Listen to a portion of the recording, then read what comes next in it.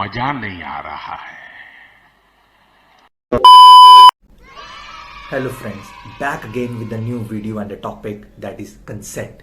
Consent काफ़ी ज़्यादा important है उन लोगों के लिए जो मेडिकल या डेंटल प्रैक्टिस कर रहे हैं। तो इस वीडियो में मैं कवर करूंगा कि कंसेंट क्या होता है, उसके क्या टाइप्स है, कहाँ कंसेंट वैलिड है, कहाँ नहीं है, एंड बहुत सारे टॉपिक्स हैं। सो इस पर काफ़ी मैंने रिसर्च भी की है, तो वीडियो को एंड तक ज़रूर देखना। एंड वही मेरा permanent dialogue, let's begin with the video and don't forget to like, share and subscribe to my channel dentoral Guru. Thank you.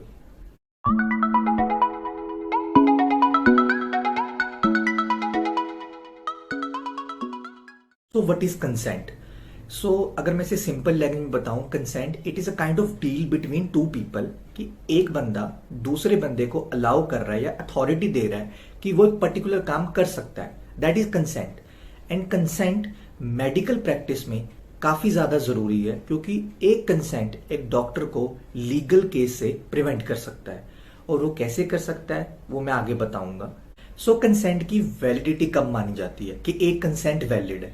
मान लो किसी पेशेंट का ऑपरेशन होना है, चाहे वो माइनर है चाहे वो मेजर है, लेकिन कंसेंट फॉर्म में सबसे पहले जो प्रायोरिटी दी जाएगी सिग्नेचर करने की, वो पेशेंट के खुद की होगी। अगर पेशेंट खुद साइन कर रहा है, अगर पेशेंट मान लो मेंटली स्टेबल है, साउंड है, he can talk, he can walk, सब कुछ कर सकता है, तो सबसे पहले प्रायोरिटी पेशेंट के सिग्नेचर की होगी। तो जो कंसेंट फॉर्म में साइन होंगे वो पेशेंट के होंगे। अगर पेशेंट के अलावा आप उनके पेरेंट्स, स्पाउस या क्लोज रिलेटिव्स के सिग्नेचर ले रहे हो, तो वो उस केसेस में सिग्नेचर्स और कंसेंट वैलिड नहीं माना जाएगा।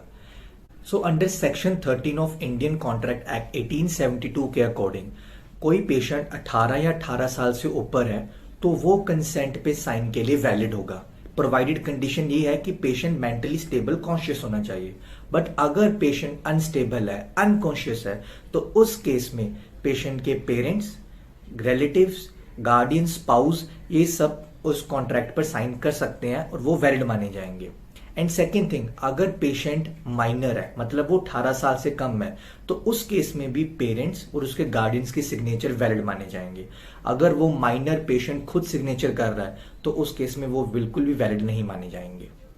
सो अब बात करते हैं टाइप्स ऑफ कंसेंट की। So under medical practice we have 4 basic types of consent: implied consent, express consent, informed consent and proxy consent. तो अब इन टॉपिक्स पर एक एक करके डिटेल में बात करेंगे। सो सबसे पहले बात करते हैं इम्प्लाइड कंसेंट की। So it is totally based on the assumptions that patient has given the consent to the doctor. मतलब उसने कुछ वर्बली नहीं कहा, कुछ रिटन में नहीं कहा, बस डॉक्टर ने अज्यूम कर लिया कि पेशेंट ने उसे कंसेंट दे दिया है। इसको एक सिंपल से एग्जांपल के साथ समझाता हूँ। फॉर एग्जांपल, आपके पास पेशेंट आता है दांत का दर्द लेके कि मेरे दांत में बड़ा दर्द हो रहा है, तो सबसे पहले डॉक्टर क्या करेगा? डायग्नोसिस? नहीं। ट्रीटमेंट? बिल्कुल नहीं। क्या करेगा? सबसे पहले हम क्या करते हैं? Chief complaint, case history. तो इसमें पेशेंट और डॉक्टर का कोई इंटीमेट कॉन्टैक्ट नहीं हो रहा, ठीक है, ना ही कोई invasive procedure, minor surgical procedure, minor कोई ट्रीटमेंट, कुछ नहीं हो रहा। जस्ट एक क्वेश्चनर राउंड है between the doctor and the patient. So ये बहुत ही सिंपल एग्जांपल है कि डॉक्टर ने अज्यूम कर लिया कि पेशेंट ने उसे कंसेंट दे दिया है कि वो उससे क्वेश्चन पूछ सकता है अबाउट हिज प्रॉब्लम, कि क्या प्रॉब्लम है, कहाँ दर्द है, कहाँ नहीं। बस इसमें डॉक्टर और पेशेंट के बीच में कोई भी इंटीमेट कॉन्टैक्ट नहीं होता। That is simple implied consent. तो अब बात करते हैं एक्सप्रेस कंसेंट की। तो हम किसी को भी कुछ एक्सप्रेस करते हैं तो कैसे करते हैं? या तो वर्बली बोलकर या रिटन लिख के एक्सप्रेस करते हैं। वैसे ही हमारे एक्सप्रेस कंसेंट में 2 कंसेंट आते हैं, दैट इज वर्बल कंसेंट और oral consent and written consent. So जो एक्सप्रेस कंसेंट है ना, वो प्रेफरेबली हमें थर्ड पार्टी की प्रेजेंस में करना चाहिए, कि एक डॉक्टर और एक पेशेंट और एक थर्ड पार्टी जिसका न्यूट्रल रोल होता है उसकी प्रेजेंस में करना चाहिए। Now verbal consent. Verbal consent क्या है, आपको एक एग्जांपल के साथ बताता हूँ। मान लो कोई प्रोसीजर है, सो एंड सो प्रोसीजर है, उसके लिए आपको पेशेंट के ब्लड की रिक्वायरमेंट है। तो आपने पेशेंट को एक्सप्लेन किया और पेशेंट ने आपको वर्बली कह दिया कि आप हम जैसे मेरा ब्लड ले सकते हो, ठीक है। अब एक हाइपोथेटिकल सिचुएशन क्रिएट करते हैं कि मान लो कि वो जो नीडल है वो काफी देर ओपन स्पेस रहने की वजह से इन्फेक्टेड हो गई और आपने उसी कंटेमिनेटेड नीडल के साथ पेशेंट का ब्लड एस्पिरेट किया और कुछ दिन बाद क्या होगा, पेशेंट का वो एरिया इन्फेक्शियस हो गया और पेशेंट ने आप पर लीगल केस कर दिया और आप अब कोर्ट में अपने आप को प्रेजेंट कर रहे हो। क्या प्रेजेंट करोगे? आपके पास कोई प्रूफ है कि हाँ जी आपने पेशेंट का कंसेंट लिया था या आप ब्लड एस्पिरेट कर सकते हो? आपके पास कोई प्रूफ नहीं है तो आप पर एक लीगल केस बन सकता है। तो इसीलिए ये ज़्यादा इफेक्टिव नहीं होता वर्बल कंसेंट। तो हम क्या करते हैं, रिटन कंसेंट लेते हैं। सो रिटन कंसेंट में क्या है कि आपने कोई पेशेंट के कार्ड पर या किसी भी लीगल पेज पर पूरा प्रोसीजर लिखना होता है और उसमें लिखना होता है कि इस प्रोसीजर की वजह से मुझे रिक्वायरमेंट है ब्लड की। तो उस केस में आपने पेशेंट की सिग्नेचर कराने हैं in the presence of third party.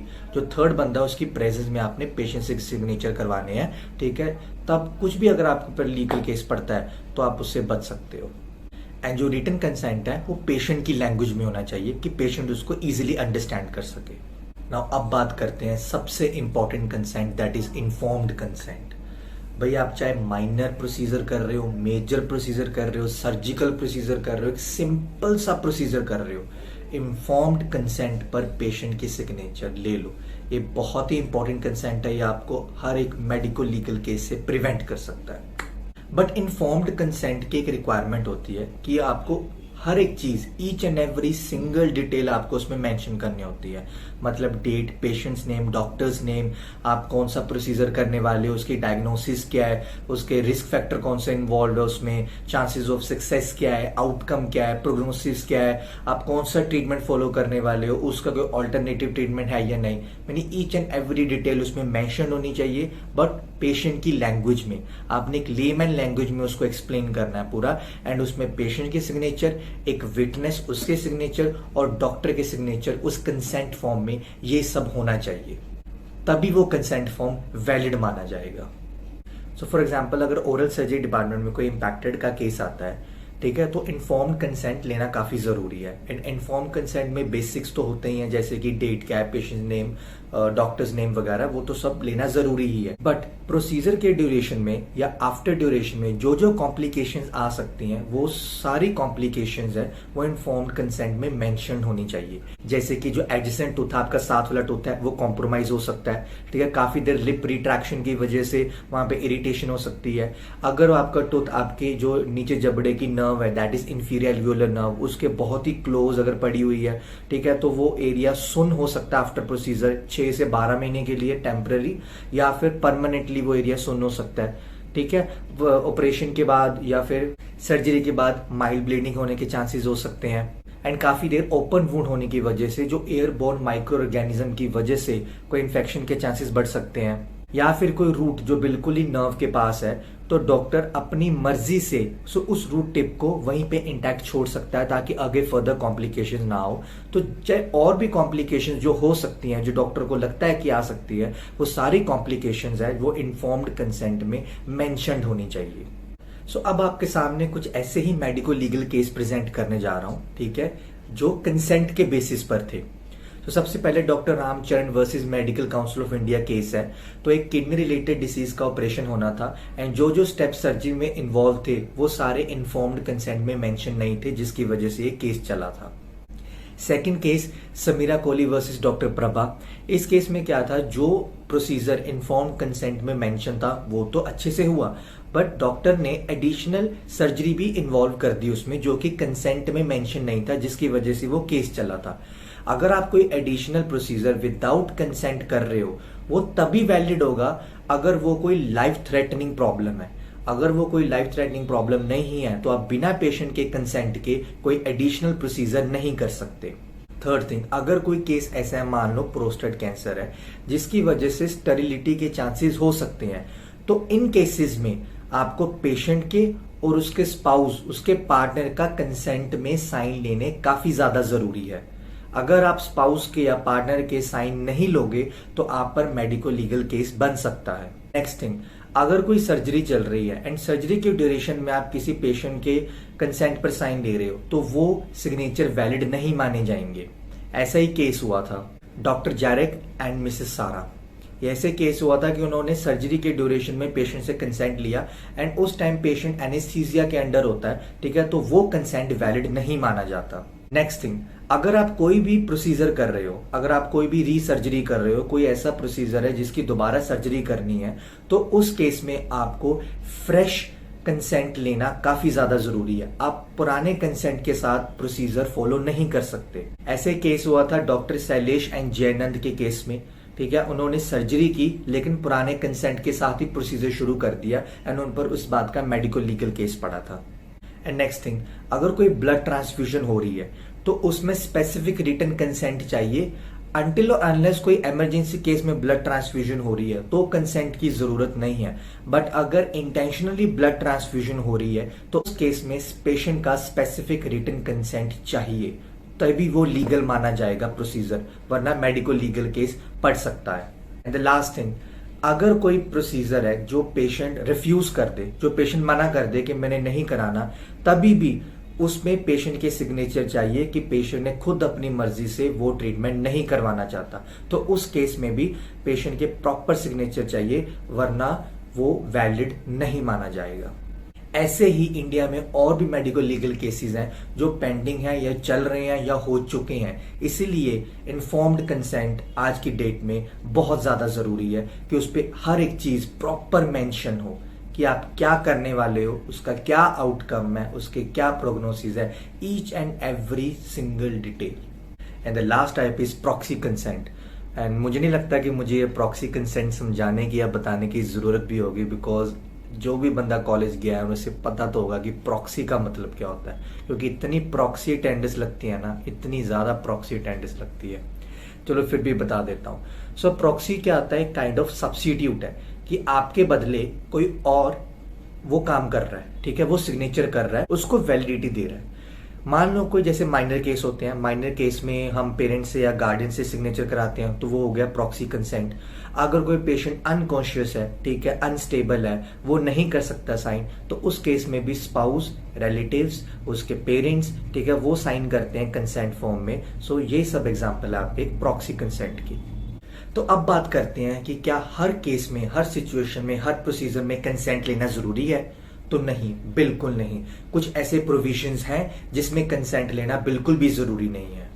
तो सबसे पहले बात करते हैं इमरजेंसी सिचुएशंस की। मान लो कोई इमरजेंसी सिचुएशन है या फिर कोई लाइफ थ्रेटनिंग कंडीशन है, उस केस में कंसेंट लेना जरूरी नहीं है। उस केस में सबसे पहले पेशेंट को उसकी नॉर्मल वाइटैलिटी पोजीशन पर लेके आना जरूरी है। एंड अगर कोई डॉक्टर इस सिचुएशन में कंसेंट पर फोकस करे जिसकी वजह से पेशेंट की शायद डेथ हो जाए, तो उस डॉक्टर पर मेडिकल लीगल केस पड़ सकता है। सेकेंड थिंग, अगर कोई आर्म फोर्स का मेंबर है, अगर वो पहली अथॉरिटी से अपने रिटर्न में ले आए, तो उस कंडीशन में भी कंसेंट की जरूरत नहीं होती। थर्ड थिंग, अगर कोई प्रिजनर है तो उस केस में भी कंसेंट की जरूरत नहीं होती। फोर्थ थिंग, अगर कोर्ट से डायरेक्टली ऑर्डर आया है कि एक पर्टिकुलर पेशेंट का एग्जामिनेशन या ट्रीटमेंट करना है, उस केस में भी कंसेंट की जरूरत नहीं होती। The last thing, under section 53 of Code of Criminal Procedure, a person can be examined at the request of police. So उस केसेस में भी कंसेंट की जरूरत बिल्कुल नहीं होती। एंड एक ऐसा पॉइंट जिसमें मैं पर्सनली डिस्कस करना चाहता हूँ with all the final year and intern students, कि मान लो आपके पास दूसरे डिपार्टमेंट से कार्ड बन के आया कि आपने इस पर्टिकुलर टूथ या सो एंड सो टूथ का आपने प्रोसीजर करना है, या तो रेस्टोरेशन करनी है, एक्सट्रैक्शन करनी है, कोई भी प्रोसीजर करना है। तो प्रोसीजर डायरेक्टली कार्ड पढ़ के शुरू करने से पहले ना, सबसे पहले खुद इंस्पेक्ट करना, ठीक है, खुद एग्जामिन करना कि क्या क्या रिक्वायरमेंट है, क्या क्या मुझे करना है, ठीक है, वो सब खुद एग्जामिन करने के बाद फिर कार्ड पढ़ के फिर आगे प्रोसीजर फॉलो करना।